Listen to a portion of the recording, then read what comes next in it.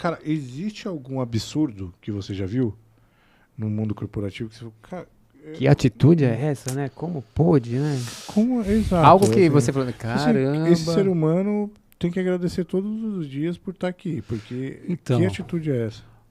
o primeiro livro que eu escrevi, que eu não publiquei, eu produzi só 5 cópias lá na Gráfica Rápida, só para brincar de escritor.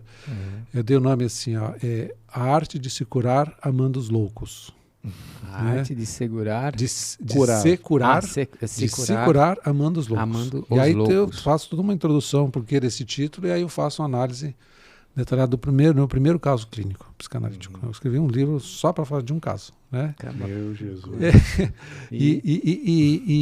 Então, o que essa ideia de absurdo, de loucura, do cara que tem que ser consertado, vou fazer uma análise porque eu tenho um problema, tenho um defeito, constitui... Não, a gente abole isso do vocabulário. Então, assim, quando a gente vê de fora, a gente vê coisas típicas, comportamentos típicos. Esse cara está panicado, esse cara está deprimido, esse cara é louco, esse cara é psicopata, né? Tem esses estereótipos todos que são, na verdade, rótulos que a gente vai criando para Nem sabe o que facilitar. significa às vezes. Exato, né?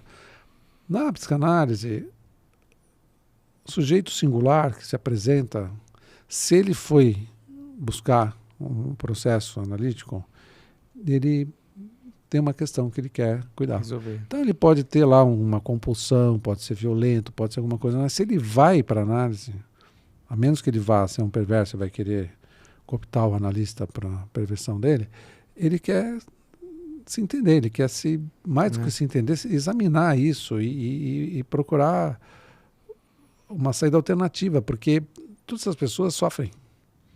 As pessoas que a gente olha, chama de louco, de absurdo, né? São pessoas que sofrem. Elas fazem outras pessoas sofrer no entorno também. Né? Sim, verdade. Então nunca a gente vai patologizar, né, aquele perfil. O sujeito que vem, tem uma história singular, que o fez daquele jeito, que se constituiu daquele jeito, e muitas vezes para além das forças que ele mesmo tinha de se transformar para um outro estado. Né? Então vai buscar e aí a gente vai fazer esse trabalho. Né? A duras penas ele vai conseguir. Então isso, quando a gente vai para dentro do mundo corporativo, vocês falaram uma coisa-chave aí também. O tempo. O tempo das empresas não é o mesmo tempo do nosso psiquismo, o tempo da mudança subjetiva. Né? Então, a maior dificuldade é isso. Então, quando às vezes a gente começa o trabalho, a gente faz o que a gente chama de leitura da cultura. Faz uma leitura psicanalítica da cultura organizacional. Conversando com as pessoas, os grupos e tal. E aí a gente consegue pontuar algumas coisas lá e propor assim, um percurso de transformação. Então não tem julgamento, né? Sim. E muitas vezes a gente tem que até preparar, né, o senhor para fazer uma apresentação até prévia com ele para falar, né? Mas geralmente ele quer.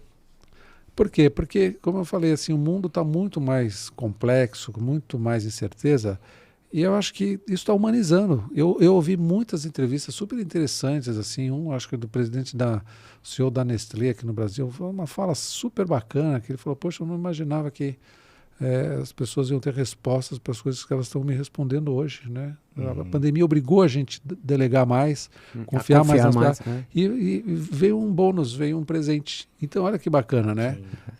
O CEO do turbilhão vai se descobrindo, né, as potências, né, humanas escondidas, às vezes, né, numa coisa inibida, sabe, numa centralização de poder em alguns. Então, essa transformação ela é muito bacana, assim.